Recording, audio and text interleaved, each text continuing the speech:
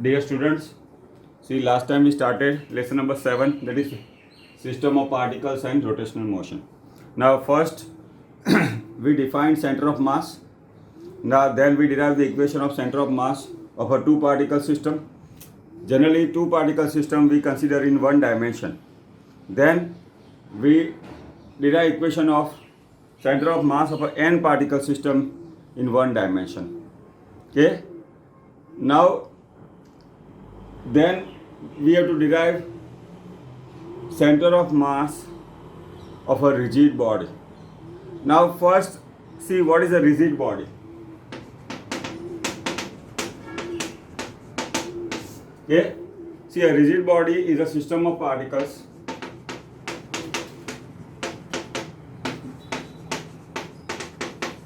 in which distance between particles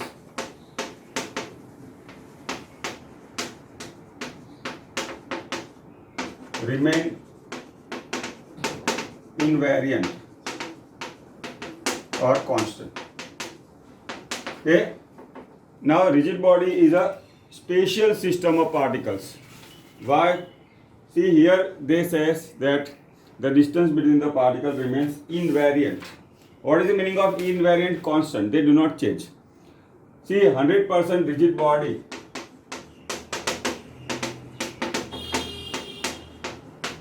is ideal condition. See a solid body can be deformed.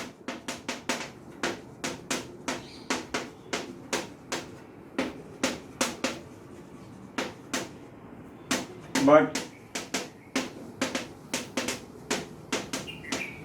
rigid body cannot be.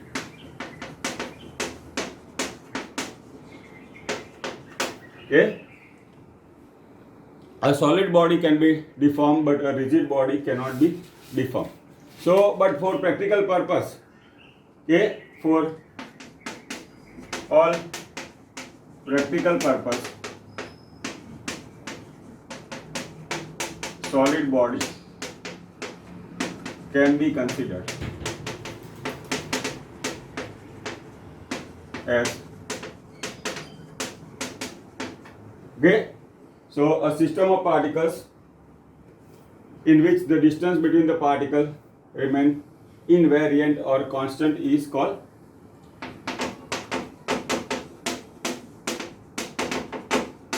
rigid body. See a system of particles in which the distance between the particle remain invariant or constant is called rigid body. See 100% rigid body is an ideal condition. See a solid body can be deformed. Now all of you know about deformation. What is deformation? See, by applying force, we can change the shape or a dimension. That is nothing but deformation. See, so we see in a day-to-day life, there is no object which cannot be deformed. Even the very hard substance like diamond also, by applying excessive force, we can deform it. So that's why for all practical purpose, we can consider all solid body is a rigid body. Okay, so in a rigid body, distance between particles do not change. Okay. Now see, throughout the lesson we'll consider all solid body can be considered as a rigid body. So this is about the rigid body. Now see, we were talking about the center of mass. Okay. Now we have to derive equation of center of mass of a body. Okay. Center of mass of a rigid body. Now see, a rigid body is made up of number of particles. Okay. Rigid body. Next question. Center of mass of. Now here also we consider three-dimensional body. Here also we can consider three-dimensional body. Okay. Now let M1, M2, Mn be mass of particles of rigid body. Okay, now let R1, R2, Rn be position vector of these particles from origin. Okay, now we consider a mass element. Okay, we consider a mass element. See, let us say in xi particle delta mi mass is contained. Similarly, yi particle I and zi particle. Okay, now here we consider rigid bodies distributed, see, over 3 dimensions. So the center of mass. Okay, now see what is the generalized formula.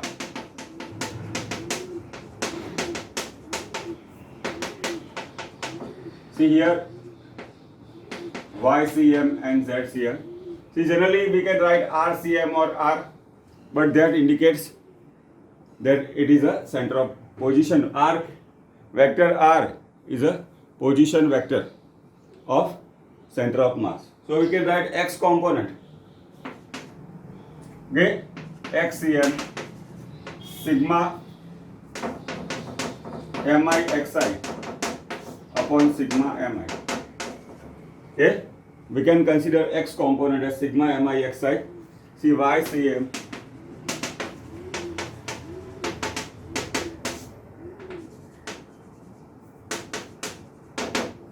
okay, and ZCM sigma M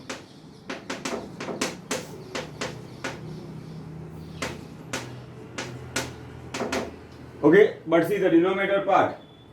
Okay, whenever denominator part is summation of the ith particle, we can consider 1, 2, 3 up to I particle. Similarly here and here also. Now see, whenever there is a summation, see, number of times we are used, we can go for the integration. Okay, now this can be written in terms of the integration also. Okay, so in that case, see our sigma mi we can consider as integration dm, that is m is the total mass of the body. So in that case we can write x component is 1 upon m x dm ycm m ydm and zcm is 1 upon m zdm. Okay, so x dm is the integration of all the odd x coordinate.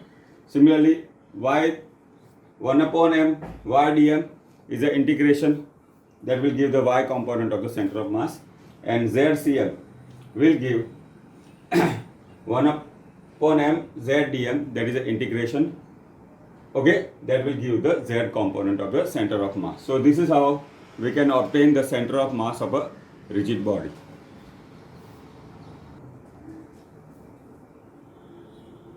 Now this is about the center of mass of a rigid body. Now by using this we can derive the equation of a center of mass of a, see, a thin rod of uniform density. Okay, center of mass of thin rod of uniform density. Okay, now we assume that let L is the length of rod. Okay, L is the length of the rod. See, we can say mass is uniformly distributed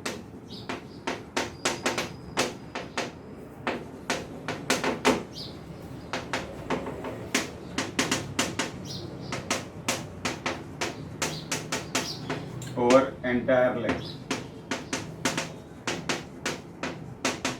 Okay, now let us say, see, this x0 be the origin.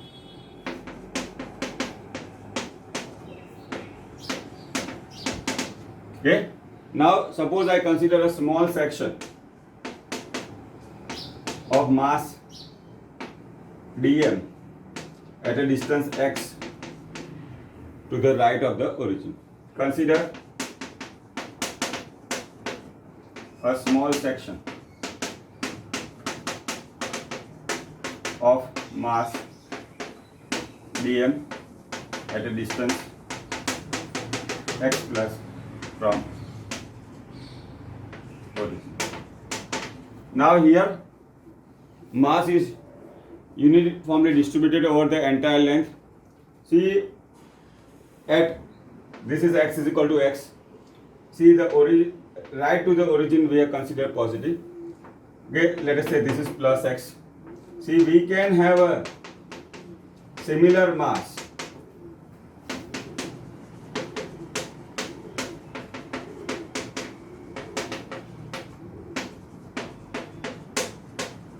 at distance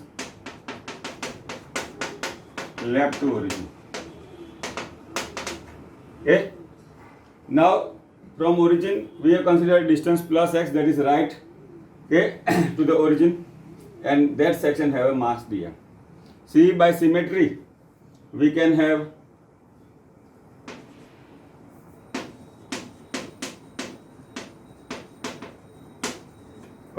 by symmetry we can have a similar mass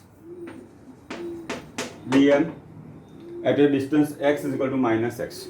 So if I take summation of these two, see mixi, so what will happen? Delta m into x will be 0. Okay, that will be 0. So whatever section I consider right to the origin, I can have a similar section left to the origin. So for all section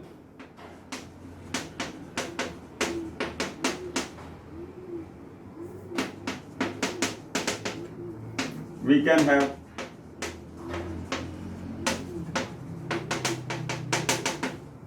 will be 0. What do this indicate? So this x0 is a we can say by symmetry, that is, it is an equal distance from the end point. Okay, equal distance from the L point.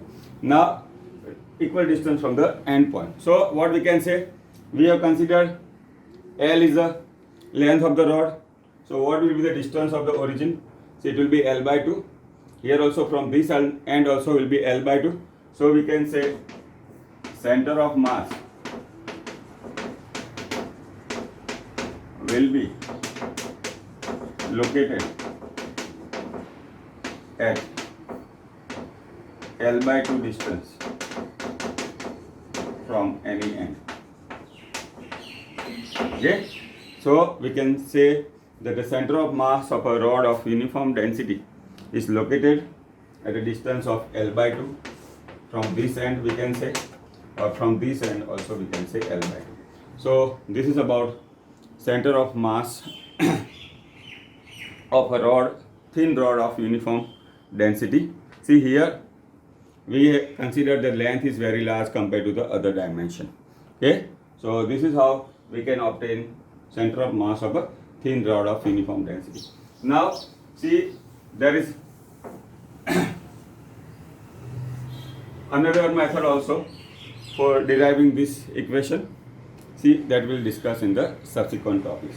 Now this is about center of mass of a rigid body, and from that we have derived the equation of center of mass of a thin rod of uniform density. Now see, the next is a very important question. See, next we have to consider motion of center of mass. Okay, motion of center of mass. Okay, now see, center of mass of n particle system. Okay, now let us say let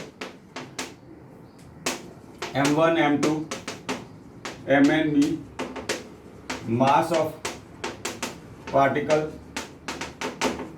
of system and their position vector from origin be R1, R2. Okay. Now see, M1 mass has a particle R1, M2 has a R2 mass, and Mn have a particle Rn respectively. So center of mass of this system, we can write RCM. We can write M1 R1 plus M2 R2 upon. Okay. Now here we have to discuss about motion of center of mass. Okay. So center of mass we know is also position vector. So if we take the differentiation of that, we'll get velocity. So in that case, we can have the relation for a velocity of a center of mass. Okay. Now we can write M1 plus M2 plus Mn is capital M. That is the total mass of the system. Okay.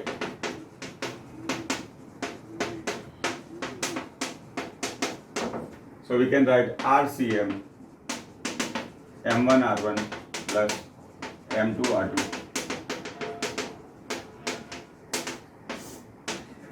Okay.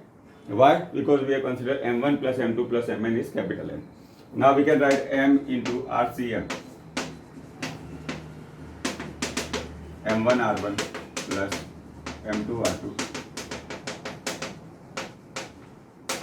Okay.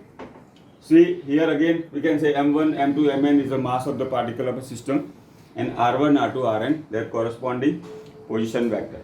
Now center of mass of such a system will be, see by our formula, M1 R1 plus M2 R2 plus Mn Rn upon C M1 plus M2 plus Mn. Okay, that is the summation of mass of all particles. Again we can say M1 plus M2 plus Mn is capital M, that is the total mass of the system.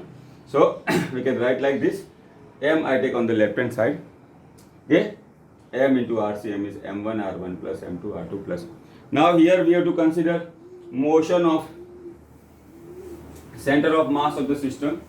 So how we can obtain? We know that, see, when we take derivative of position vector, okay, we get velocity. So our equation MRCM is M1 R1 plus M2 R2. Now see, if I take derivative, taking derivative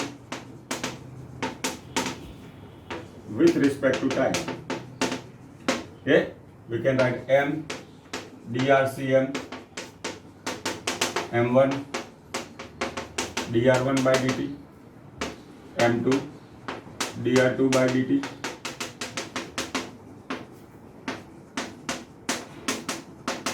okay, but we know dr by dt is velocity. Okay, so we can write, okay, dr2 by dt will be v2 and so on. So we can write M into drCM M1 v1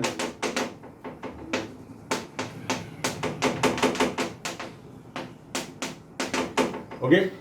Now we know M into V is P is MV. Okay, so this will give M1 V1 will give us P1, M2 V2 will be P2 and so on. Okay, so our equation MRCM is M1 R1 plus M2 R2 plus Mn Rn. Okay, now we have taken differentiation with respect to time on the both side. So we can say M into drCM by dt will be M1 dr1 by dt, M2 dr2 by dt and so on. Okay, now dr by dt is velocity. So what has become? M1 V1, here will be V2, so it will be M2 V2 Mn Pn. But we know very well momentum P is equal to mv, so that will be m1 v1 will make p1. So we can write like this: m into drCm. That is the momentum of the first particle. This will be moment of the second particle, moment of the n particle. Okay. Now see, RCM is a position vector of center of mass. drCm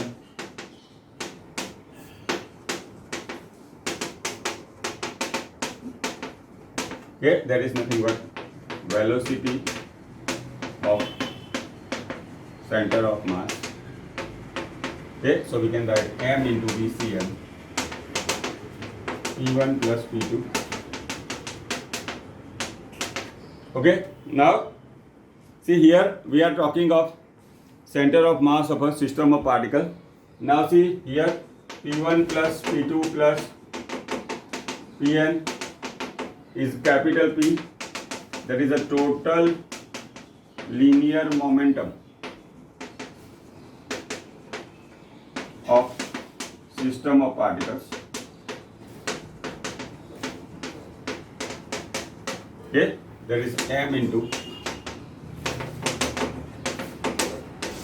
Okay, now this is also useful relation. See, number of examples will be using this. Okay, so we can write down in the form of a statement. See what we can say. See, the total linear momentum of a system of particle is equal to product of total mass of the system. Now we have seen m1 plus m2 plus mn is capital M. See, that is the total mass of the system, and VCM is a velocity of the center of mass. So we can write like this. See, the total linear momentum of system of particle is equal to product of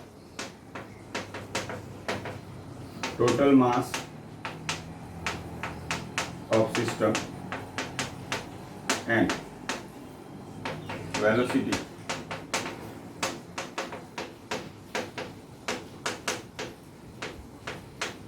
okay. See, they can ask like this in the question. Prove that total linear momentum of system of particle is equal to product of the total mass of the system and velocity of the center of mass. Okay. So this is a useful relation. This also can be asked in a 2-mark question. Okay. Prove that total linear momentum of system of particle is equal to product of total mass of the system and velocity of center of mass. A very important question can be asked. Okay. Now, in the lesson number 5, we studied about Newton's second law of motion for a single particle. Okay. In lesson number 5, there is a laws of motion we studied. Okay. F is equal to ma derived for only one particle. Here, see, we have to prove it for a system of particles.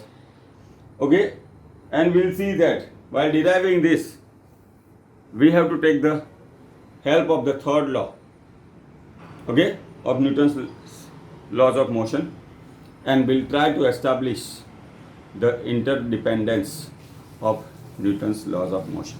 Now, see here, just now we have proved m into VCM is P, that is P1 plus P2 plus Pn. Now this is nothing but m1 V1, m2 V2. Okay. Now see, we have to prove F is equal to ma. A is nothing but dV by dt.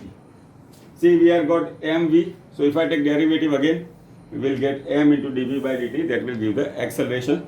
That will give ma, and that will lead to Newton's second law of motion for a system of particles.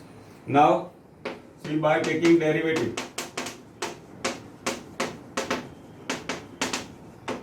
with respect to time, m VCM by dt, m1 dV1 by dt, m2 dV2 by dt plus mn. Now see, velocity upon time is acceleration, so we can write dV1 by dt, we can write dV by dt is a from this a1. See, that is acceleration of first particle. dV2 by dt is the acceleration of the second particle. Okay. Also, dVcm by dt, acm, that is acceleration of center of mass. Okay, so we can write M ACM. Yeah, we can write M1. See here dV by dt is A, so it will be M1 A1, M2 A2. Okay, now we know F is equal to MA, so M is equal to MA is F, so we can say M1 V1 is F1, here it will be F2. Okay, now see F1, F2, Fn are the force acting on particles of the system, and A1, A2, An are acceleration produced due to these forces F1, F2, Fn respectively. So from this we can derive the Newton's second law of motion. But important thing, see in a system of particles, okay, there will be internal forces among the particles of the system. Okay, now let us say consider a two particle system. As we discussed earlier, see minimum number of particles in system will be 2. See, then we'll extend for the n particle system. Let us say two particles have the same mass. See the internal forces, see the F12 and F21.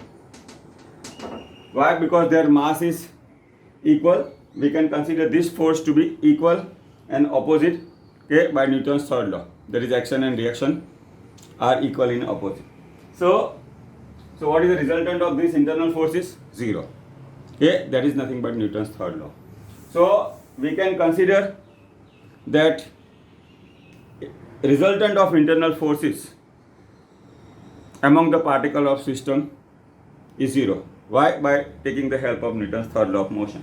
So these F1, F2, Fn are the external forces only. These F1, F2, Fn are the external forces only on the system of particles. So, and Fn, F1 plus F2, we can consider F external. Okay, just now we have discussed that the resultant of internal force is 0. So this F1 plus F2 plus Fn is capital F external, that is a external force only. So we can prove this M ACM is F external. See, it is the same thing. F is equal to MA, but see ACM is the acceleration of the center of mass, okay, and F is the external force acting on a system of particles. This is nothing but Newton's second law of motion for system of particles. Okay, there is a mass into acceleration of center of mass is equal to total external force acting on the system. Now in proving this, we have taken the help of a Newton's third law of motion. Okay, for a single particle we can write Newton's second law of motion independently, but while proving this for a system of particle, we have taken the help of Newton's third law of motion. This fact is called interdependence of the Newton's laws of motion. Okay, so this is about Newton's second law of motion for system of particles. Now let me revise this. See, we have proved F is equal to M into VCM is P is nothing but P1 plus P2 plus Pn. Okay, this P is made up of summation of linear momenta of the particles. So P is again mv. We write one step backwards. Now there is m1 v1 plus m2 v2 plus mn vn. See, we have taken derivative m1 d1 by dt plus m2 dv2 by dt, mn den by dt. Also here on the left hand side m into dv cm by dt. Okay, now dv cm by dt is acm, that is acceleration of center of mass. It will be m1 a1 plus m2 a2 plus mn an. We know F is equal to ma very well. So this will be F1 plus F2 plus Fn. See, the F1, F2, Fn are the external force acting on individual particle, and resultant of external force F1 plus F2, Fn we call as F external. So this is F is equal to Ma only. We can write M into ACM, okay, is equal to external force acting on the system. This is about Newton's second law of motion for system of particle. Okay, so today we have seen center of mass of a rigid body, then we derive the relation between total linear momentum and of the system of particles. See, that is, we proved m into vcm is p. There is a total linear momentum of system of particle is equal to product of total mass of the system and velocity of center of mass. And by using this, we have derived the Newton's second law of motion for system of particles. Okay, now see, starting from center of mass of the system, okay, the question can be asked like this. This can be a 3-mark question. Okay, derive center of mass for a system of n particles, and by using this, prove that the total linear momentum is equal to product of the center of mass and the velocity of center of mass. Okay, this can give part A, we can say, and by using that part A, we can derive Newton's second law of motion for system of particles. If it is asked totally, can be asked in a 3-mark or 4-mark question. Okay, so this is about center of mass of n particle of system and Newton's second law of motion for n particle system. See, there are number of examples of this. Okay, there are number of examples we can see. See, in the lesson number 5, again we saw law of conservation of linear momentum. Okay, that is, total linear momentum of an isolated system remains constant. So now we see law of conservation of linear momentum. Now there we written statement like this: total linear momentum of system of total linear momentum of a system, an isolated system, remain constant. Here, see, it is in a little bit different way. If resultant external force on system of particle is 0, then total linear momentum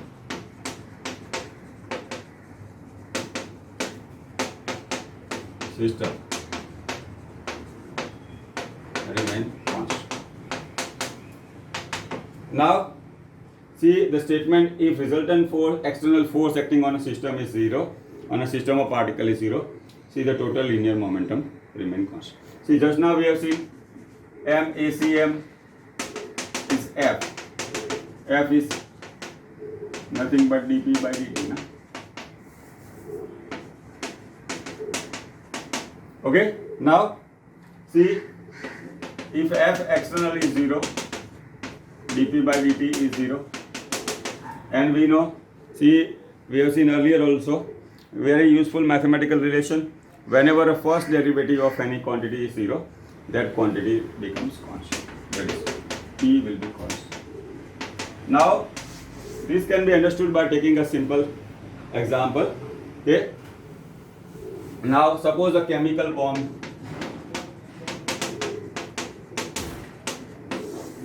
is lying stationary. Okay, chemical bomb is lying stationary. So what is the initial momentum?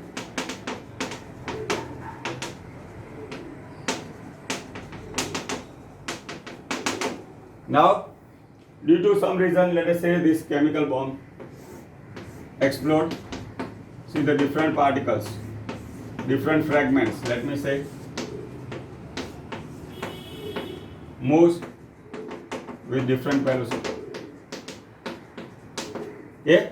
See, before collision, before explosion, total linear momentum is 0. Now, see the different fragments. See, mass m1, velocity v1, so we'll have a momentum p1. Mass m2, velocity v2, so the momentum is p2. m3, velocity is v3, and so on, mn. See, this different fragment has different mass and move in different direction with different velocity. Okay, so they have different momenta. But see, sum of final momentum of this system will be P1 plus P2. Okay, but see, by law of conservation of momentum, see their direction will be such that, see the vector sum, all of us know very well that momentum is a vector quantity.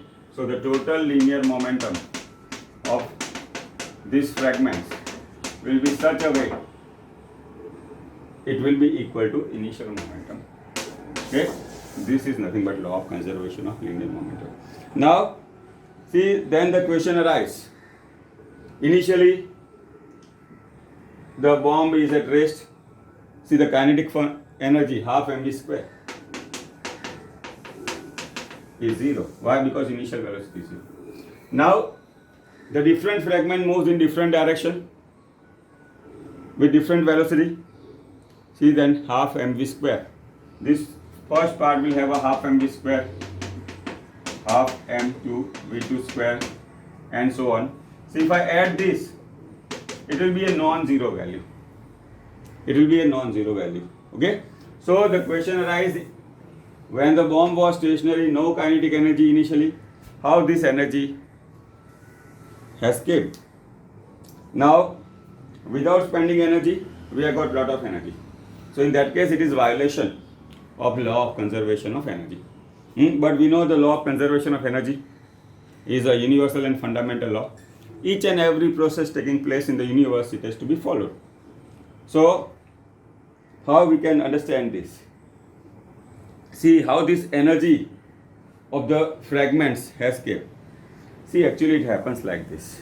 Now in chemistry you study about bond, na? Okay? So in a chemical bond, energy stored in the form of bond energy. That is nothing but internal energy. Okay? When the bomb is prepared, this energy stores in terms of the various chemicals or the constituent particles, that is internal energy. When the bomb explodes, this internal energy is converted into the kinetic energy of the various fragments.